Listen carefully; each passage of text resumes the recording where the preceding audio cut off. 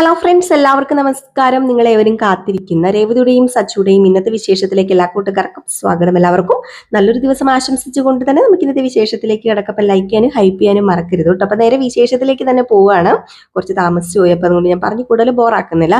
തുടങ്ങുമ്പോൾ തന്നെ കാണിക്കുന്നത് സത്യങ്ങളൊക്കെ നമ്മുടെ സച്ചി വിളിച്ചു പറയാണ് കേട്ടോ. അപ്പൊ സച്ചി വിളിച്ചു പറഞ്ഞു കഴിഞ്ഞപ്പോഴത്തേക്കും നമ്മുടെ ശ്രുതി ആണെങ്കിൽ അംഗീകരിച്ചു കൊടുക്കുന്നില്ല. ശ്രുതി മനസ്സിലിങ്ങനെ വിചാരിക്കുക, ഇവൻ എവിടെ നിന്നോ എന്തൊക്കെയോ കിട്ടിയിട്ട് ഇവിടെ വന്ന് കിടന്ന് പറയുന്നതാണ്, ഇതൊരിക്കലും അംഗീകരിച്ചു കൊടുക്കരുത്, ഇവന്റെ കയ്യിൽ തെളിവൊന്നുമില്ലല്ലോ, അപ്പൊ അംഗീകരിച്ചു കൊടുക്കേണ്ട കാര്യമില്ലല്ലോ.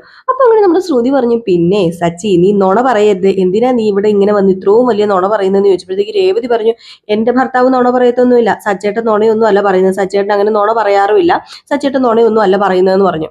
സച്ചേട്ടൻ ഇപ്പൊ വന്ന് ഇത് പറയണമെങ്കിൽ ഇതില് എന്തോ കാര്യമുണ്ട്. അപ്പൊ ശ്രുതി പറഞ്ഞു, അല്ല ഞങ്ങള് നീലിമയുടെ കയ്യിൽ നിന്ന് ക്യാഷ് മേടിക്കുന്നത് നിങ്ങൾ രണ്ടുപേരും കണ്ടായിരുന്നു? ഓ, ഞങ്ങള് കണ്ടിരുന്നില്ല, പക്ഷേ ക്യാഷ് മേടിക്കുമ്പോ ഞാൻ അവിടെ ഉണ്ടായിരുന്നെന്ന് സച്ചി. ഇത് കേട്ടത് എല്ലാവരും ഒന്ന് ഞെട്ടിപ്പോയിട്ടോ. സച്ചി അവിടെ ഉണ്ടായിരുന്നെന്നോ? അങ്ങനെ സച്ചി പറഞ്ഞു, ആ സമയത്ത് ഇവര് ക്യാഷ് മേടിച്ച കാര്യമൊന്നും എനിക്ക് അറിയില്ലായിരുന്നു എന്ന് പറഞ്ഞപ്പോഴത്തേക്കും രവീന്ദ്രൻ ചോദിച്ചു, നീ എന്തൊക്കെയാണ് പറയുന്നത്? അത് വേറൊരു പോയിന്റ് അച്ഛാ, അതിനെക്കുറിച്ച് ഞാൻ പിന്നെ പറയാം. ഇവള് നീലിമയുടെ കയ്യിൽ നിന്ന് 50 ലക്ഷം രൂപ മേടിച്ചു എന്നുള്ള കാര്യം സത്യമാ. അപ്പോഴത്തേക്ക് സുധിയോട് ചന്ദ്ര ചോദിച്ചു, ഇവൻ പറയുന്നില്ല സത്യമുണ്ടോ? എന്ത് സത്യം? ഇവൻ കുടിച്ചിട്ട് വന്ന് എന്തൊക്കെയോ പിച്ചും പേയും പറയുമെന്ന് പറഞ്ഞപ്പോഴത്തേക്ക് സച്ചി പറഞ്ഞു, ഞാൻ കുടിച്ചിട്ടെങ്കിൽ ഇങ്ങനെയല്ല വിചാരണ നടക്കുന്നത്, നിന്റെ നട്ടല്ലൂരി ഞാൻ നിന്നെ കൊണ്ട് സത്യം പറയിപ്പിച്ചേനെ, ഇപ്പൊ ഞാൻ കുടിച്ചിട്ടില്ല, പച്ചയ്ക്ക് ഈ സച്ചി നിൽക്കുന്നത്. അപ്പൊ ശ്രുതി പറഞ്ഞു, സച്ചി ചുമ്മാ വായി തോന്നിയത് വിളിച്ചു പറയരുത് കേട്ടോ, ഞങ്ങൾ നീലിമയുടെ കയ്യിൽ നിന്ന് ക്യാഷ് മേടിച്ചതിന് സച്ചിയുടെ കയ്യിൽ സാക്ഷിയുണ്ടോ? ഓ, ആ ചോദിച്ചത് പോയിന്റ്, പൗഡറുടെ അടുത്ത് ഇപ്പൊ ചോദിച്ചത് ഗുഡ് പോയിന്റ്. അച്ഛാ, ക്യാഷ് മേടിച്ചതിന് സാക്ഷിയുണ്ടോ എന്ന് പാർലർ എടുത്തി ചോദിച്ചില്ലേ? സാക്ഷിയുണ്ട്, സാക്ഷിയുണ്ട്, സാക്ഷിയുണ്ട്, സാക്ഷിയുണ്ട്, സാക്ഷിയുണ്ട് എന്ന് പറഞ്ഞു. ഏതായാലും ഈ സമയത്ത് നമ്മുടെ ചന്ദ്രയോട് പറഞ്ഞു, ജഡ്ജിയമ്മ അനുവാദം തന്നിരുന്നെങ്കിൽ ഞാൻ ആ സാക്ഷിനെ ഹാജരാക്കായിരുന്നു എന്ന് ഒരു കളിയാക്കിയാട്ടോ പറഞ്ഞത്. അപ്പൊ സുധി പറഞ്ഞു, ഇവന്റെ മനോനില ആകെ തെറ്റിക്കിടക്കാന്നാ തോന്നുന്നത്, ഇവൻ എന്തൊക്കെയോ പിച്ചുമ്പയും പറയുവാ അമ്മേ, നിങ്ങൾ ഇതൊന്നും വിശ്വസിക്കരുത് കേട്ടോന്ന്. അപ്പൊ ചന്ദ്ര പറഞ്ഞു, ഓ അത് പിന്നെ എനിക്ക് അറിഞ്ഞൂല്ലേ മോനെ സുധി, ഇവൻ പറയുന്നത് ഞാൻ വിശ്വസിക്കുവോ? എന്റെ പട്ടി വിശ്വസിക്കും. അപ്പൊ സച്ചി പറഞ്ഞു, ഓ അപ്പം വിശ്വാസമില്ല, വിശ്വസിപ്പിക്കാം.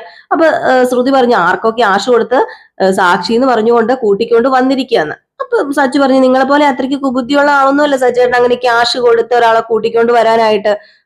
സച്ചേട്ടൻ സ്ട്രെയിറ്റ് ആയിട്ട് നിന്ന് സംസാരിക്കത്തുള്ളൂ. അപ്പൊ സച്ചി പറഞ്ഞു, അതെ ഞാൻ സാക്ഷിനെ വിളിക്കട്ടെ?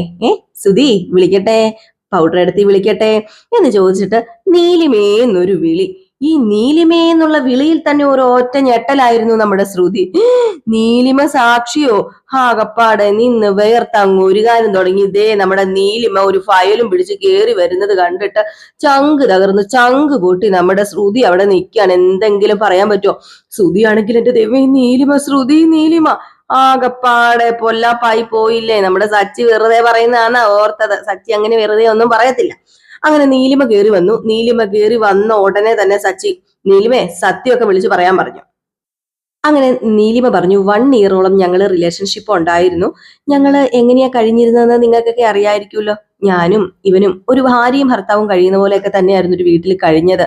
അപ്പൊ നമ്മുടെ ചന്ദ്ര, ഓഹോ, എന്റെ മോനെയും പറ്റിച്ച് 50 ലക്ഷവും കൊണ്ട് മുങ്ങിയ കള്ളി നീ ആയിരുന്നല്ലേ? അതെ, നിങ്ങൾക്ക് എല്ലാവർക്കും എന്നോട് ദേഷ്യം കാണും, അതൊക്കെ എനിക്കറിയാം. നിങ്ങളുടെ മകനെയല്ലേ ഞാൻ ചതിച്ചത്, അപ്പൊ ആ ദേഷ്യം സ്വാഭാവികമാണ്, വരും. പക്ഷേ ഞാൻ ചതിച്ചതേ നിഷ്കളങ്കനായ ഒരു പാവത്തിനെ ഒന്നും അല്ല.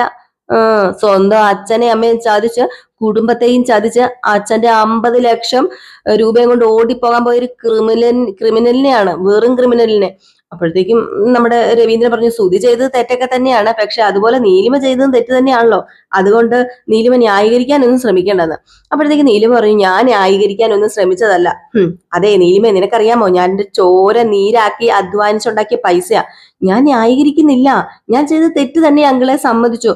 നിങ്ങളുടെ ഫാമിലി അത് ബാധിച്ചിട്ടുകൊണ്ട് അതെനിക്ക് നന്നായിട്ട് അറിയാം, നിങ്ങളുടെ ഫാമിലി അത് എഫക്ട് ചെയ്തിട്ടുണ്ട് എന്ന്. ഞാൻ എന്തിനത് ചെയ്തു എന്ന് ചോദിച്ചു കഴിഞ്ഞാൽ എനിക്ക് പറയാൻ ഒരുപാട് കാരണങ്ങളുണ്ട്, ഒരുപാട് കാരണം. ആ കാരണങ്ങളൊക്കെ ചിലപ്പോൾ ഞാൻ ഇവിടെ എടുത്തിട്ട് കഴിഞ്ഞിട്ടുണ്ടെങ്കിൽ ചില കുടുംബങ്ങള് തകരാൻ ചാൻസ് ഉണ്ട്. അപ്പോഴത്തേക്ക് ചന്ദ്ര പറഞ്ഞു, പിന്നെ എന്റെ മോനൊരു പാവം, എന്റെ മോൻ ക്രിമിനൽ ഒന്നുമല്ല, അവനെ വശീകരിച്ച് പറഞ്ഞ് മയക്കി നീ ക്യാഷ് കൈക്കലാക്കിയതല്ലേടി. ഓ, നിങ്ങൾ വേറെ എന്ത് വേണമെങ്കിലും പറഞ്ഞോ മേഡം, പക്ഷേ ഇവ പാവമാണെന്ന് മാത്രം പറയരുത്. ഞാൻ കണ്ടതിൽ വെച്ച് ലോകത്തിൽ ഏറ്റവും വഞ്ചകനവൻ. വായടക്കടി, നിന്നൊക്കെ എന്താ വേണമെന്ന് എനിക്കറിയാം. എന്റെ മോൻ വഞ്ചകനോ? നീ ഇപ്പൊ എന്റെ മുമ്പിൽ തന്നെ വന്നത് നന്നായി. ശ്രീകാന്തെ പോലീസിന് വിടിയടാ, നമ്മുടെ 50 ലക്ഷമായിട്ട് മുങ്ങിയിട്ട് അവള് വന്ന് നിൽക്കുന്നത് കണ്ടില്ലേ? അപ്പൊ നീലിമ പറഞ്ഞു, എന്തിനാണാവോ പോലീസിനെ വിളിക്കുന്നത്? എന്റെ മോന്റെ കയ്യിൽ നിന്ന് 50 ലക്ഷം നീ തട്ടിയെടുത്തില്ലേ, എന്നിട്ട് നാട് വിട്ടവളല്ലേ നീ? ആഹാ, നിന്നെ ഞാൻ വെറുതെ വിടത്തല്ല, ജയിലിൽ കടത്തോളി. ഞാൻ 50 ലക്ഷം രൂപ തട്ടിയെടുത്തു എന്നുള്ളതൊക്കെ ശരി എന്റെ പൊന്ന സ്ത്രീയെ, പക്ഷെ ആ ക്യാഷ് എണ്ണി 50 ലക്ഷം ഞാൻ തിരിച്ചു കൊടുത്തതാ. അപ്പോഴത്തേക്കും ചന്ദ്രൻ, തിരിച്ചു കൊടുത്തെന്നോ? അതെ, തിരിച്ചു കൊടുത്തു. പിന്നെ എങ്ങനെ നിങ്ങൾക്ക് എന്നെ ജയിലിൽ കിടത്താൻ പറ്റുന്നത്?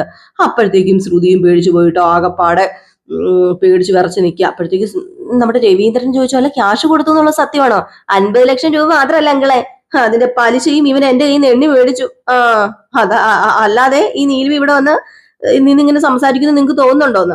അപ്പോഴത്തേക്കും നമ്മുടെ രവീന്ദ്രൻ ചോദിച്ചു, എടാ സുധി, ഈ കേൾക്കുന്നൊക്കെ സത്യമാണോടാ? അവള് 50 ലക്ഷം നിനക്ക് തന്നോ? അത് പിന്നെ അച്ഛ, ഇവൾ എനിക്ക് ക്യാഷ് ഒന്നും തന്നിട്ടില്ല, ഇവളി പറയുന്ന പച്ചക്കള്ളം, വെറും പച്ചക്കള്ളം. അപ്പോഴത്തേക്കും ആണെങ്കിൽ നമ്മുടെ ശ്രുതി പറഞ്ഞു, അതെ അതെ അതെ, ഇവള് പറയുന്ന പച്ചക്കള്ളവാ. പച്ചക്കള്ളം. ദേ, രണ്ടുപേരും കൂടെ നുണ പറയുന്നതാ. ഞാൻ ക്യാഷ് ഇവർക്ക് കൊടുക്കുമ്പോഴത്തേക്കും ദേ ഈ ശ്രുതി ഉണ്ടായിരുന്നു. ദേ ഇവളാ എന്റെ കയ്യിൽ നിന്ന് പലിശ എണ്ണി മേടിച്ചത്, വേണമെന്ന് പറഞ്ഞതും പോലീസിന്റെ അടുത്ത് കിടന്ന് തർക്കിച്ചതും ഒക്കെ. അപ്പോഴത്തേക്ക് നമ്മുടെ ശ്രുതി പറഞ്ഞു, അച്ഛാ, ഞങ്ങൾക്ക് ഇവള് കാശൊന്നും തന്നിട്ടില്ല അച്ഛാ, വെറുതെ ഇവള് കള്ളം പറയുന്നു അച്ഛാ. ദേ, ക്യാഷ് തന്നിട്ടുണ്ടെങ്കിൽ ഞാൻ നിങ്ങൾക്ക് തരത്തില്ലേ? ദേ സച്ചി ഈ ഡ്രാമ കളിക്കുന്ന സച്ചി ഇവളെ കൊണ്ടുവന്ന് പറയിപ്പിക്കുന്ന പറഞ്ഞപ്പോ സച്ചി പറഞ്ഞു, ദേ മിണ്ടാതിരുന്നോ, കൊള്ളാം കൊള്ളാം, നീ കുറ്റം ചെയ്യും, എന്നിട്ട് നീ അത് എന്റെ തലയിലിടും. പണ്ട് മുതലേ നീ അങ്ങനെയാ, നീ എന്നെ തെറ്റുകാരനാക്കും. ഇത് നീ ഏത് കാലത്ത് തുടങ്ങിയതാടാ? ദേ, എന്നെ കൊണ്ടൊന്ന് പറയിപ്പിക്കരുത്. ഇപ്പോഴും നിനക്ക് അതൊന്ന് നിർത്തിക്കൂടാടാ, മറ്റുള്ളവരുടെ പുറത്തു കൊണ്ടുപോയി കള്ളമെല്ലാം കൂടെ കെട്ടിവെക്കുന്നത്. ദേ, ഞാൻ ഈ ഭൂമിയിൽ നിന്നെ മനസ്സിലാക്കിയതുപോലെ വേറെ ആരും മനസ്സിലാക്കിയിട്ടില്ല. നീ ഇങ്ങനെ ഒരു ട്വിസ്റ്റ് ഉണ്ടാക്കുന്ന എനിക്ക് നന്നായിട്ട് അറിയായിരുന്നു. അതുകൊണ്ടാണ് ഞാൻ തെളിവ് സംഘടിപ്പിച്ചുകൊണ്ട് വന്നത്. അപ്പോഴത്തേക്കും തെളിവ് എനിക്ക് കാണണം, എനിക്ക് തെളിവ് കാണണം സൂതി. അപ്പോഴത്തേക്കും സിമ്പിൾ ആയിട്ട് സച്ചി പറഞ്ഞു, നീലിമേ ആ തെളിവ് അങ്ങ് കാണിക്കാന്. അങ്ങനെ അന്ന് എഴുതി ഒപ്പിട്ട്, അതായത് സച്ചി സഹിത സാക്ഷി അറിയാതെയാണ് സച്ചി സാക്ഷിയായത്.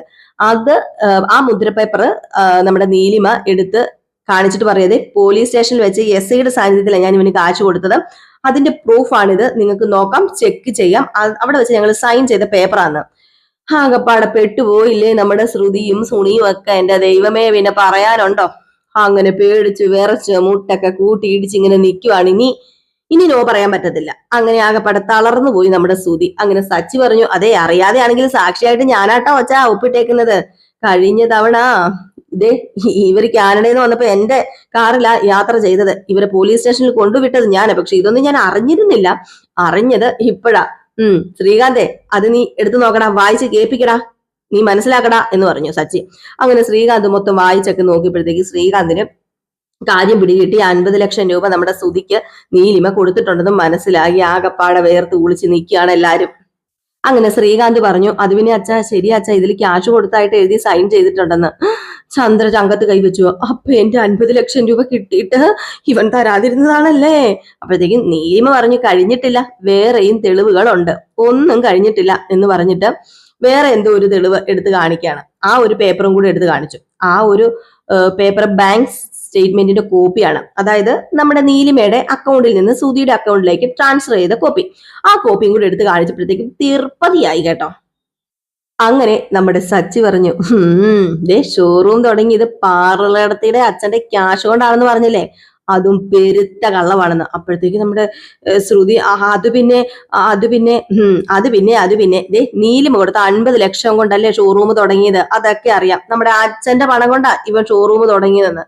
ഇതുകൂടെ കേട്ട് കഴിഞ്ഞപ്പോഴത്തേക്കും ചന്ദ്രയുടെ നിലയങ്ങോട്ട് തെറ്റാണ് കേട്ടോ. ചന്ദ്ര അങ്ങോട്ട് എണീറ്റില്ലേ, ഇതൊക്കെ ശരിയാണോടിന്ന് ചോദിച്ചപ്പോഴത്തേക്കും നമ്മുടെ ശ്രുതി പറഞ്ഞു, അത് പിന്നെ അതൊന്നും ശരിയല്ലെന്ന്. അപ്പോഴത്തേക്ക് നീലിമ പറഞ്ഞു, ശരിയൊക്കെ തന്നെയാ, ഇതൊക്കെ ശരിയാണ്, ഇവര് 50 ലക്ഷം കൊണ്ട് തന്നെ ആ ഒരു ഇത് തുടങ്ങിയത്, ബിസിനസ് തുടങ്ങിയത്. പിന്നെ ഞാൻ ഇവളുടെ പാർലർ ചെന്നപ്പോഴത്തേക്കും അവിടെ എന്നെ ഇവള് തടഞ്ഞു വെച്ചിട്ട് പോലീസിനെ വിളിച്ചു വരുത്തി, അറിയാമോ? എന്നിട്ട് ഇവള് കാണിച്ച ഡ്രാമ ഉണ്ടല്ലോ, എന്നെ കൊണ്ട് ശ്രുതിക്ക് ക്യാഷ് കൊടുപ്പിച്ചു തന്നെ ഇവളാണ്. ഇവൾ ആരാ? ഇവള് ചില്ലറക്കാരിയൊന്നുമല്ല, ഇവളുടെ ബുദ്ധിയിലാ ഈ 50 ലക്ഷം രൂപ എന്റെ കയ്യിൽ നിന്ന് പോയത്. അത് സാരമില്ല, എന്റെ 50 ലക്ഷം അല്ലല്ലോ, ഞാനതങ്ങ് സഹിച്ചോളാം. പക്ഷെ ഇവള് പേരും കള്ളി. ശ്രുതി ഒറ്റയ്ക്കാണെങ്കിൽ എന്നിൽ നിന്ന് ക്യാഷ് മേടിക്കാൻ ശ്രുതിക്ക് പറ്റത്തില്ലായിരുന്നു. അതിനുള്ള ടാലന്റും ബുദ്ധിയൊന്നും ഇവനില്ല, ഇവൻ വെറും മന്ദബുദ്ധിയാ. കുറെ ഡിഗ്രികൾ മേടിച്ചു കൂട്ടി എന്നുള്ളതല്ലാതെ ഒരു വിവരവും ബോധവും ഇല്ല. എനിവേ, ഞാൻ മുമ്പ് ആ ഒരു സാഹചര്യത്തിൽ തെറ്റൊക്കെ ചെയ്തു. ഒടുവിൽ ഞാൻ ആ പൈസ തിരിച്ചു കൊടുക്കുകയും ചെയ്തു. എന്നാലും ഞാൻ ചെയ്ത തെറ്റ് തെറ്റല്ലാതാവില്ല, അതെനിക്ക് അറിയാം. ചെയ്ത തെറ്റിന് ഞാൻ എല്ലാവരോടും ക്ഷമ ചോദിക്കുക. അന്ന് ഒരു അബദ്ധം പറ്റിപ്പോയി, എല്ലാവരും എന്നോട് ക്ഷമിക്കണം എന്നൊക്കെ പറഞ്ഞു കേട്ടോ. ഇതൊക്കെ കേട്ടപ്പോഴത്തേക്കും എല്ലാവരും മൗനം പാലിച്ച് നിൽക്കുകയാണ്. അപ്പോഴത്തേക്കും നമ്മുടെ സച്ചി പറഞ്ഞു, അച്ഛാ ഇപ്പൊ എല്ലാവരും സത്യം അറിഞ്ഞല്ലോ. സത്യം മൂടി വെച്ച സത്യം വെളിയിൽ വന്നു. ഏതായാലും നീലിമ ഇവിടേക്ക് വന്നതിലും കാര്യങ്ങളൊക്കെ പറഞ്ഞതിലും നന്ദിയുണ്ട്, നിങ്ങൾ പോയിക്കോളാൻ പറഞ്ഞു. അങ്ങനെ നീലിമ പോകാൻ തുടങ്ങുന്നതിന് മുമ്പായിട്ട് നമ്മുടെ നീലിമ പറയാണ്, നിങ്ങളുടെ മകൻ ഒരുപാട് പഠിച്ചിട്ടൊക്കെ ഉണ്ട്, ഡിഗ്രി ഒക്കെ ഉണ്ട്, പക്ഷെ ഒരുപാട് മണ്ടത്തരങ്ങൾ ചെയ്തു കൂട്ടുന്നുണ്ട്. അതുപോലെ തന്നെ അവന് പഠിപ്പിനൊക്കെ വിവരവും ബോധവും ഇല്ല, വെറും മണ്ടൻ മന്ദബുദ്ധി എന്ന് ഞാൻ പറഞ്ഞില്ല, അതൊക്കെ ശരിയാ. ഒന്നിനും കൊള്ളില്ലാത്തവൻ. ഇവനെ ആരെങ്കിലും കല്യാണം കഴിക്കുമോ? അതുകൊണ്ടാ സത്യം പറഞ്ഞു കഴിഞ്ഞിട്ടുണ്ടെങ്കിൽ ഞാൻ അന്ന് ഇവനെ ഉപേക്ഷിച്ചത്. ഇവനെ കല്യാണം കഴിച്ചെങ്കിൽ ഇപ്പൊ ഞാൻ അനുഭവിച്ചേനെ. പിന്നെ ഉണ്ടല്ലോ അങ്കിളിന്റെ മകൻ സച്ചി ഉണ്ടല്ലോ, ഒരു ഡിഫറെന്റ് ആയ ക്യാരക്ടറാണ്. ഇതുപോലൊരു മകനെ കിട്ടിയതിന് പുണ്യം ചെയ്യണം കേട്ടോ. പിന്നെ പഠിപ്പൊന്നും ഇല്ലെങ്കിലും സച്ചിക്ക് നല്ല വിവരവും ബോധമുണ്ട്. സച്ചി നല്ലവനാ, ബോധമുള്ളവനാ, സഹായിക്കുന്നവനാ. സച്ചിക്ക് വേണ്ടിയിട്ടാ ഞാനിവിടെ സത്യം പറയാനായിട്ട് വന്നത്, ഇല്ലെങ്കിൽ ഞാൻ ഇങ്ങോട്ടേക്ക് വരത്തില്ലായിരുന്നു. ഏതായാലും എല്ലാവരും ഞാൻ പറയുന്നത് കേട്ടല്ലോ, ഇനിയിപ്പൊ ഞാൻ ഇറങ്ങാം എന്നും പറഞ്ഞുകൊണ്ട് നമ്മുടെ നീലിമ അവിടെ നിന്ന് ഇറങ്ങാണ് കേട്ടോ. ഏതായാലും നീലിമ അവിടെ നിന്ന് ഇറങ്ങിക്കഴിയുമ്പോഴാണ് പിന്നെ യുദ്ധവും യുദ്ധക്കളിയും അവിടെ നടക്കാൻ പോകുന്നത്. നീലിമ പോയ ഉടനെ തന്നെ നമ്മുടെ ശ്രീകാന്ത് പറയാണ് കേട്ടോ, ഓഹോ അപ്പൊ ഇത്രയും നാളും നിങ്ങൾ പറ്റിക്കുകയായിരുന്നല്ലേ, സ്വന്തമായിട്ട് ഷോറൂം എന്നൊക്കെ പറഞ്ഞിട്ട് ഞങ്ങളെ മണ്ടന്മാരാക്കുകയായിരുന്നല്ലേ, കഷ്ടമുണ്ട്. അപ്പോഴത്തേക്ക് നമ്മുടെ ശ്രുതിയും പറഞ്ഞു, ശ്രുതിയല്ല വർഷയും പറഞ്ഞു, ശരിയാ ശ്രീകാന്തേ, ഓ ശ്രുതി ചേച്ചി ഭയങ്കര സംഭവം തന്നെ കേട്ടോ. ഈ സമയം വരെ നീലിമ തെളിവ് കാണിക്കുന്നത് വരെ നിങ്ങൾ കള്ളം പറഞ്ഞുകൊണ്ട് തന്നെ ഇരുന്നില്ലേ, എന്തൊരു തൊലിക്കെട്ടിയാ ശ്രുതി ചേച്ചി നിങ്ങളെ, കഷ്ടമുണ്ട് കേട്ടോ എന്നൊക്കെ ഇങ്ങനെ പറഞ്ഞപ്പോഴത്തേക്കും ആകപ്പാടെ ശ്രുതി നിന്ന് വേർക്കാണ് കേട്ടോ. ശ്രുതിയിൽ നിന്ന് വേർക്കാണ്, എന്തെങ്കിലും പറയാൻ പറ്റുമോ, ഒന്നും പറഞ്ഞു നിൽക്കാൻ പറ്റത്തില്ലാത്തൊരവസ്ഥ. ഏതായാലും നമ്മുടെ രവീന്ദ്രന്റെയും പിടിയും ബലവും ഒക്കെ അങ്ങ് വിട്ടു. രവീന്ദ്രൻ അവിടെ നിന്ന് എണീറ്റിട്ട് നേരെ റൂമിലേക്ക് പോകാൻ തുടങ്ങാൻ കേട്ടോ. കാരണം അവിടെ ഇരുന്നിട്ട് പിന്നെ കാര്യമില്ല, അവിടെ ഇരുന്ന് കഴിഞ്ഞിട്ടുണ്ടെങ്കിൽ എന്തെങ്കിലുമൊക്കെ കുണു പറയേണ്ടി വരും. അങ്ങനെ പതുക്കെ നമ്മുടെ സുധീനെ വിളിച്ചു ഒരു വാക്ക് പറഞ്ഞപ്പോഴത്തേക്ക് സുധീന്ന് വിളിച്ചപ്പോഴത്തേക്ക് സുധി പെട്ടെന്ന് ഓടി ചെന്നിട്ട്, അച്ഛാ അച്ഛൻ എന്നോട് പൊറുക്കില്ല അച്ഛാ, ക്ഷമിക്കൂലല്ല അച്ഛാ, ഞാൻ ആ ക്യാഷ് കളഞ്ഞൊന്നുമില്ലല്ലോ. നീ ഒരിക്കലും നന്നാവില്ലല്ലേടാ, ഇതെന്ന് തുടങ്ങിയതാടാ നീ കുടുംബത്തെ ചതിക്കാനായിട്ടും കള്ളത്തരം കാണിക്കാനായിട്ടും ഒക്കെ. നീ ഇതിനാണോടെ 7 ഡിഗ്രി എടുത്തത്? അത് പിന്നെ അച്ഛാ ഒരു അബദ്ധം, നീ എന്റെ മോനാണെന്ന് പറയാൻ എനിക്ക് അപമാനമാടാ. ഇതിൽ കൂടുതൽ ഞാനൊന്നും നിന്നോട് പറയുന്നില്ല, പറഞ്ഞു കഴിഞ്ഞാലേ എനിക്ക് പറ്റത്തില്ല താങ്ങാന് എന്ന് പറഞ്ഞിട്ട് നമ്മുടെ രവീന്ദ്രൻ അങ്ങ് മാറിയിട്ടോ. അവിടെ നിന്ന് അങ്ങ് മാറി. ഇല്ലെങ്കിൽ രവീന്ദ്രൻ അവിടെ നിന്ന് കഴിഞ്ഞിട്ടുണ്ടെങ്കിൽ ചിലപ്പം താങ്ങാൻ കഴിയത്തില്ലാത്തത് പറയേണ്ടി വരും, ഒരു മകനോട് പറയാൻ കഴിയത്തില്ലാത്തത് പറയേണ്ടി വരും. പക്ഷെ നമ്മുടെ ചന്ദ്ര അപ്പോഴും നിന്ന് വീർപ്പ് മുട്ടുകയാണ്, ഇങ്ങനെയൊക്കെ നിന്ന് കാണിക്കുന്നുണ്ട് കേട്ടോ. ഈ സമയത്ത് നമ്മുടെ രവീന്ദ്രൻ പറഞ്ഞു, അപ്പം നിങ്ങൾ എന്റെ ക്യാഷ് കൊണ്ടാണല്ലേ ശ്രുതി കട തുടങ്ങിയെന്ന് ചോദിച്ചു കേട്ടോ രവീന്ദ്രൻ. അതൊക്കെ ചോദിച്ചില്ലെങ്കിൽ പിന്നെ ആണെന്ന് പറഞ്ഞിട്ട് ജീവിച്ചിരുന്നത് കാര്യമുണ്ട്. അപ്പോഴത്തേക്ക് നമ്മുടെ ശ്രുതി പറയുകയും ചെയ്തു, അതേ അങ്കിളിന്റെ പൈസയും കൊണ്ട് തന്നെ കട തുടങ്ങിയെന്ന്. മതി, ഇത്രയും കേട്ടാ മതിയല്ലോ. ഈ സമയത്ത് പെട്ടെന്ന് നമ്മുടെ ചന്ദ്ര ഒരൊറ്റ വിളിച്ചിട്ട്, നീ എന്നോട് കള്ളം പറഞ്ഞല്ലോടാ, നിനക്ക് വേണ്ടി ഞാൻ എന്തൊക്കെ ചെയ്തിട്ടുണ്ടടാ, എനിക്ക് അത്രയ്ക്ക് വിശ്വാസം അല്ലായിരുന്നോടാ, നീ എന്നെ വീട്ടിയാക്കിയില്ലടാ, വീട്ടിൽ പറഞ്ഞു പറ്റിച്ചില്ലടാ വഞ്ചക, നിനക്ക് എന്നോടെങ്കിലും ഒന്ന് തുറന്ന് പറയത്തില്ലായിരുന്നോടാ എന്ന് ചോദിച്ചുകൊണ്ട് അങ്ങ് തുടങ്ങിയില്ലേ. ശ്രുതിയാണെങ്കിൽ സോറി അമ്മേ ക്ഷമിക്കമ്മേ, സോറി അമ്മേ ക്ഷമിക്കമ്മേ. അത് പിന്നെ നീലിമ തന്ന ക്യാഷിന് ഷോറൂം തുടങ്ങാൻ എന്നോട് പറഞ്ഞു നിൽക്കുന്ന ശ്രുതിയാണ്. നേരെ കെട്ടിയുള്ള പുറത്തോണ്ട് കുറ്റം വെച്ചു. സത്യത്തിൽ കെട്ടിയോള് തന്നെയാണ് പറഞ്ഞത്. അപ്പോഴത്തേക്കും നമ്മുടെ ശ്രുതിയാണെങ്കിൽ ശ്രുതി എന്നെ ചതിച്ചല്ലേടാ എന്നുള്ള രീതിയിൽ ഒരു നോട്ടം നോക്കിട്ടോ ശ്രുതിനെ.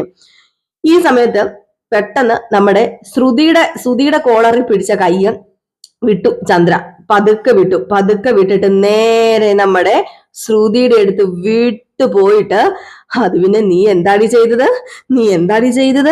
നീ ആ 50 ലക്ഷം രൂപയും കൊണ്ട് ഷോറൂം അല്ലേടി എന്നും പറഞ്ഞുകൊണ്ട് ചെന്ന് പിടിച്ച് നിർത്തിയിട്ട് നമ്മുടെ ശ്രുതിക്കിട്ട് ഒറ്റ അടിയായിരുന്നു. ഒരടിയല്ല, തലങ്ങനും വേലങ്ങനും എണ്ണി പേറക്കി അടിക്കാണ് കേട്ടോ. നീയപ്പം നോണ ആണല്ലടി, നിന്നെ ഞാന് എന്റെ മരുമകളായിട്ടല്ലടി മകളായിട്ട് അടി കണ്ടത്. നിന്നെ ഞാൻ എത്രമാത്രം സ്നേഹിച്ചെന്നറിയാമോടി.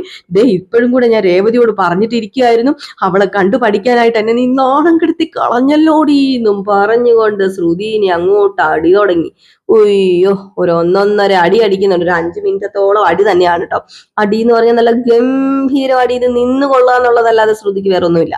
ശ്രുതിക്ക് വേറെ ഒന്നും ചെയ്യാൻ പറ്റത്തില്ല. അങ്ങനെ ശ്രുതി പറയുന്നുണ്ട്, നിർത്തമ്മേ നിർത്തമ്മേ നിർത്തമ്മേ, ഞാൻ പറയുന്ന കേക്കമ്മേ എന്ന് പറഞ്ഞിട്ട് ലാസ്റ്റ് ശ്രുതി അങ്ങോട്ട് പൊട്ടിത്തെറിക്കുക. ദേ, നിങ്ങളോട് ഞാൻ ഇതൊക്കെ ചെയ്തിട്ടുണ്ടെങ്കിൽ അത് നിങ്ങളുടെ മകന്റെ കഴിവുകേടാ. നിങ്ങളുടെ മകന് എന്തെങ്കിലും ഒന്ന് അറിയാമോ? ഇപ്പൊ നീലിമ വന്ന് പറഞ്ഞിട്ട് പോയതുപോലെ ഒരു കഴിവ് കെട്ടവനല്ലേ നിങ്ങളുടെ മകന്. നിങ്ങളുടെ മകന് ഇപ്പൊ ഞാൻ ഇങ്ങനെ ചെയ്തില്ലായിരുന്നെങ്കിൽ പാർക്കിൽ കിടന്ന് ഇപ്പൊ രാവിലെ മുതൽ ഉറങ്ങി കൂർക്കം വലിച്ച് വൈകിട്ട് ഇവിടെ വന്നേനെ കള്ളത്തരവും കാണിച്ചുകൊണ്ട്. ഞാൻ ചെയ്തത് ആർക്ക് വേണ്ടിയാ? നിങ്ങളുടെ മകന് വേണ്ടിയാ. നിങ്ങൾക്ക് അത് ചിന്തിക്കത്തില്ല എന്ന് ചോദിച്ചപ്പോ നിർത്തടി, അപ്പൊ നീ എന്റെ മകനെ കഴിവുകെട്ടവനാക്കുന്നോ?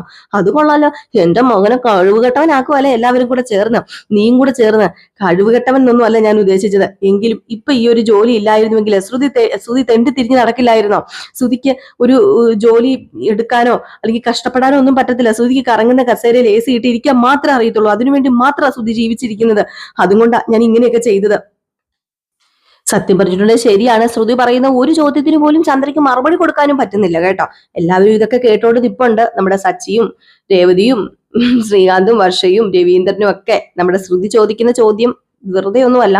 കാരണം ഒരു കഴിവില്ലാത്തവരാണ്. പിന്നെ എന്ത് ചെയ്യാനാ? കെട്ടിയോളം എന്ന നിലയിൽ ഇതൊക്കെയല്ലേ നമ്മുടെ ശ്രുതിക്ക് ചെയ്ത് കൊടുക്കാൻ പറ്റുന്നത്. അപ്പൊ നമുക്ക് കാത്തിരുന്ന് തന്നെ കാണാം എന്താ സംഭവിക്കാൻ പോകുന്നത്. അപ്പൊ എല്ലാവരും കാത്തിരിക്കുക. ഹൈപ്പിനെ ലൈക്ക് ചെയ്യാൻ മറക്കരുത്. Tata, bye bye.